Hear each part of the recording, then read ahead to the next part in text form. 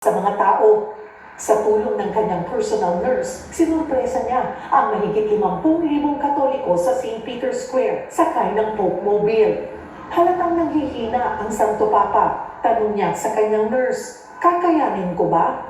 Wala namang pag-aalangang inalalayan siya nito na libutin ang St. Peter's Square. Matapos ang linggo ng pagkabuhay, napansin daw ng kanyang nurse ang panghihina ng Santo Papa. Dito na nagsambit ng pamamaalam ang Santo Papa. Kwento ng kanyang nurse na si Massimiliano Strapetti, mabilis at walang paghihirap ang pagpanaw ng Santo Papa.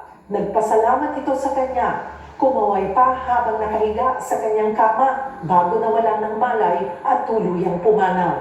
At ang mga huling salitang nasambit ng Santo Papa. Thank you for bringing me back to the square.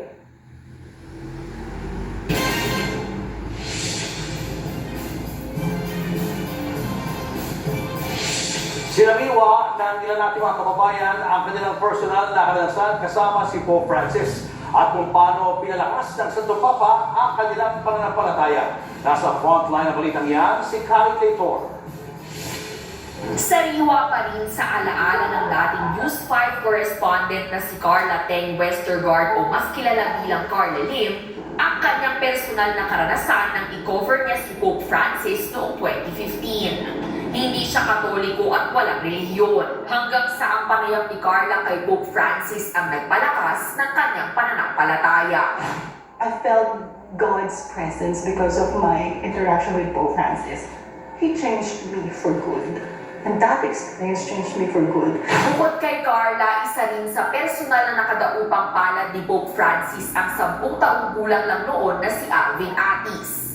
Siya ang batang sumalubong at yumakap sa Santo Papa nang sorpresang bisitahin nito ang isang bahay ampunan sa Intramuros, Maynila. Isang dekada na ang nakakalipas. Ngayon, 20 years old na si Alvin. Ang gaan po sa pakiramdam. Yung feeling na ang swerte kasi ang dami namin. Pero bakit ako yung kaunang bata ng tulay na makayakap? Siguro hanggang sa tanang buhay ko hindi ko siya makakalimutan. Gaya ng ibang mga bata noon sa bahay ampunan, binago ni Pope Francis ang buhay ni Alvin na nagsisilbi na rin ngayon sa simbahan. Kung may mga kababayan tayong sinaliwa ang alaala ng Santo Papa nang bumisita dito sa Pilipinas, merong mga dumayo na rin mismo sa Vatican para dumalo sa Rosary Prayer sa pagpanaw ni Pope Francis. Ang grupo ni Angel na pupunta lang dapat sa Rome para magbakasyon, magkahalong gulat at lungkot ang naramdaman sa nangyari. Kaya kami nagdadalamhati. Kaya mas instead na pupunta kami sa ibang pasyalan, dito na lang po namin pinili spend ng holidays. Ilan lang sila sa mga nagnais maging bahagi ng mga huling sandali ng Santo Papa bago siya ihimlay.